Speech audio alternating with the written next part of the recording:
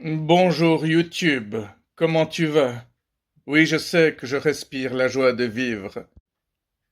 Alors, j'espère que vous avez apprécié mes délires de hier, mais je suis un peu parti dans une direction que je n'avais pas forcément envie de prendre, mais il s'était passé trop de choses la veille, et du coup, il y a des choses sur lesquelles j'ai envie de revenir. Oui, je sais que ma vidéo de hier était un peu brouillon, mais c'est ça qui était marrant, hein. C'est jamais facile de faire une intro, hein. Bon, on fait ce qu'on peut, hein. Surtout quand on n'est pas des professionnels, hein. Alors hier, je vous ai montré ce café au lait, ce renversé que j'ai acheté, et cette mousse au chocolat que j'avais payé 14 francs 60. Voilà. Alors, qu'est-ce que j'ai fait ces 2 derniers jours? Chaque fois que j'ai croisé quelqu'un que je connaissais, je lui disais, attends, il faut que je te montre quelque chose, et je lui montrais cette photo. Alors, comme je viens de vous le dire, je lui ai dit, voilà, j'ai acheté ce café, j'ai acheté cette mousse au chocolat, ça m'a coûté 14 balles 60, et les gens, à chaque fois, ont dit, oh. Enfin, ils ont eu à chaque fois cette réaction-là. Donc déjà, ça me rassure, hein, c'est pas juste moi qui suis parano, qui ai l'impression de me faire arnaquer à tout bout de champ. Mais il faut quand même admettre que c'est sacrément cher, à tel point que c'est scandaleux. Alors oui, il y a ce petit chocolat de merde, hein, qu'ils mettent à chaque fois avec le café juste pour faire bien, mais la plupart du temps, ils sont dégueulasses. C'est pas pour rien que plus de la moitié des gens ne les mangent même pas. Alors, ce café que j'ai pris avait une bonne taille, mais en même temps, c'était une taille normale, hein, pour un renversé. Il y a une personne qui m'a demandé quelle taille avait la mousse au chocolat. Donc la réponse, c'est que c'était la taille d'un yogourt. Et il y a encore une personne qui m'a dit, t'aurais peut-être dû prendre le ticket de caisse en même temps que t'as pris le reste de la photo. Ce qui n'est pas faux parce que finalement, une fois de plus, on peut se dire, ouais, Bibo, il raconte ce qu'il veut, hein. Peut-être qu'il a payé ça même pas 5 francs au final. Mais j'en ai rien à foutre des gens qui mettent ma parole en doute. Alors, je vais vous remontrer la vidéo avec laquelle j'ai terminé ma vidéo de hier. Alors ça, c'est en version très rapide. Après tout, vous savez que je suis fan de comédie britannique. Et ça, regardez, 1 franc 73, d'accord? Et là, ça vaut la peine de zoomer, 1 franc 70. Donc oui, vous avez bien vu, sur la borne, c'était marqué 1 franc 73, donc c'est le prix que j'ai payé par litre d'essence, alors que tout en haut, la pub était alléchante en disant qu'il y avait 3 centimes de moins. En faisant cette vidéo, j'étais obligé de la faire en une seule prise parce qu'il suffit qu'il y ait une coupure et puis de nouveau on peut dire Bibo il raconte ce qu'il veut. Alors je vais envoyer cette vidéo à cette station pour voir ce qui va se passer. Est-ce que j'aurai un remboursement? Est-ce que je vais recevoir un bon? Est-ce qu'ils vont simplement me dire merci beaucoup, bonne journée? Dans tous les cas, ils vont se dire un truc du style ah merde, c'est encore Bibo, putain, il fait chier quand même. Alors ça, c'était le petit moment détente dans la nature. Putain, ça donne envie de pisser aussi. Allez, je déconne. Alors, ça c'est en version ultra rapide. Tu vois, t'as le temps de rien voir, ça fait...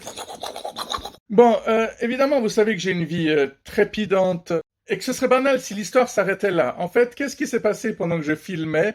Ben, j'ai vu qu'une jeune femme me regardait depuis sa voiture, un peu en me mitraillant du regard. Elle n'avait pas un air très sympa, mais moi je suis souvent attiré par le danger. Alors je me suis rapproché d'elle et je lui ai dit, non mais vous comprenez, j'étais en train de filmer pour prouver qu'on se fait arnaquer.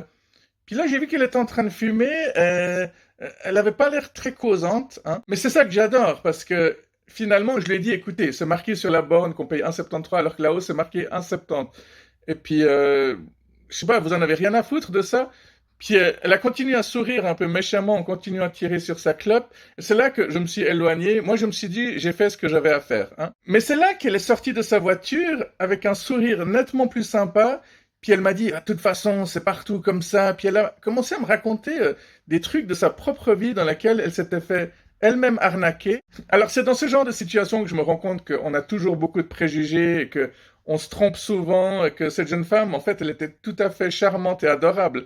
Elle avait les dents un peu pourries, elle avait un t-shirt rock'n'roll et puis elle avait un pantalon militaire et on voyait qu'elle faisait partie des nôtres, quoi. Elle a continué à fumer pendant qu'elle faisait le plein et puis je lui ai dit ah c'est bon, à ce stade-là tu peux tout faire sauter, moi j'ai pas un souci avec ça.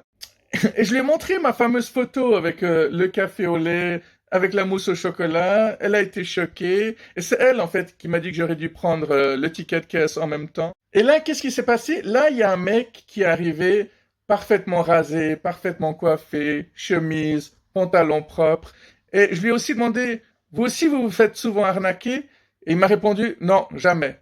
Je me suis dit, waouh, ça c'est assez brutal, hein. Alors, dans ce genre de situation que je provoque, il y a toujours évidemment plusieurs façons de voir. On peut voir le fait que je suis un petit con qui aime bien la provoque, mais il y a aussi des petites interactions que je trouve très intéressantes. Parce qu'il y a des gens qui sont froids et qui au final sont adorables, mais il y en a d'autres qui ont une attitude qui m'énerve tellement que j'ai envie d'aller encore plus loin. Alors, au moment où je lui ai demandé, est-ce que vous aussi, ça vous arrive de vous faire arnaquer, et qu'il m'a répondu non, ça m'a fait penser au fait qu'un de mes amis, une fois, avait rencontré un juge lors d'une soirée un peu par hasard, et il lui avait dit un truc du style, au fait, j'ai un ami qui s'est fait accuser à tort, fausses accusations, et le juge lui a tout de suite dit, ah non, non, non, non, nous on fait jamais d'erreur.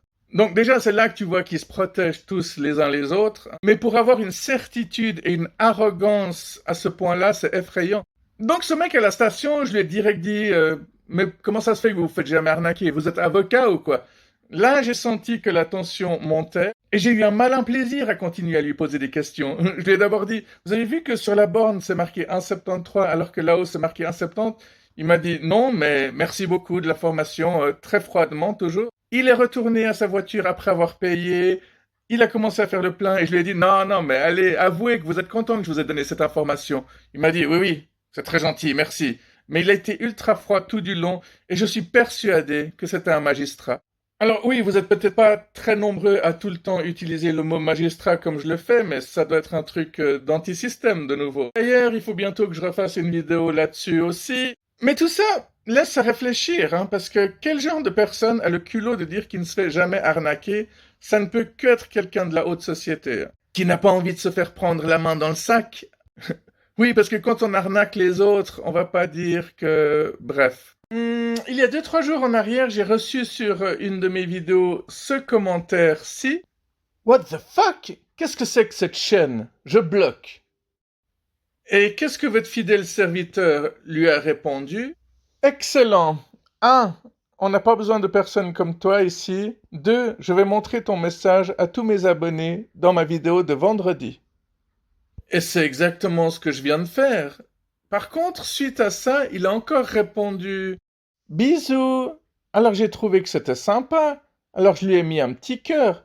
Bon, en même temps, son pseudo c'est CAC2. On dirait caca 2, quoi. Alors, c'est assez marrant parce que je sais pas si cette personne est bienveillante ou si elle voulait simplement déconner, mais c'est assez dangereux quand on déconne parce que ça peut toujours être pris au premier degré. Un peu comme moi quand je parle aux inconnus dans la rue. Bon, en tout cas, il a eu le courage de ne pas effacer son message. On a découvert qu'il manquait à un homme 90% de son cerveau sans le savoir, alors qu'il menait une vie tout à fait normale. La peur est une menteuse.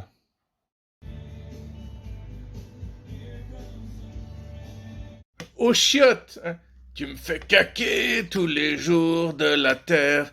Allez, passez un excellent week-end, bye bye. Oui, oui, je suis toujours très inspiré pour mes prochaines vidéos.